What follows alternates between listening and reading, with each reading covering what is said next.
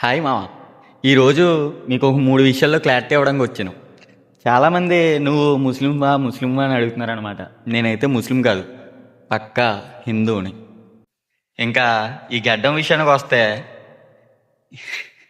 గడ్డం ఎందుకు బ్రో అలా ఉందంటారన్నారు చాలామంది. ఈ గడ్డం ఎవరి పోలికి వచ్చిందో ఏంటో నాకు తెలియదు, ఎవరి జీన్స్ వచ్చిందో.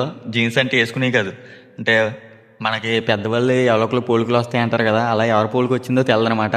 గడ్డం అయితే ఇలా వచ్చింది. ఇంకా 3 విషయంకి వస్తే పెద్దగా ఏం లేదు. 3 విషయం మీరు కామెంట్లో అడగండి, తర్వాత మళ్ళీ వీడియో చేద్దాం.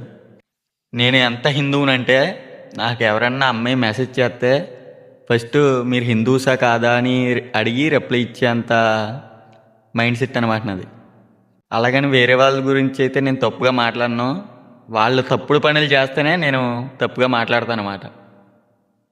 క్లారిఫై అయిపోయింది అనుకుంటున్నాను. మీకున్న డౌట్, నేను పక్కా హిందూని అనమాట.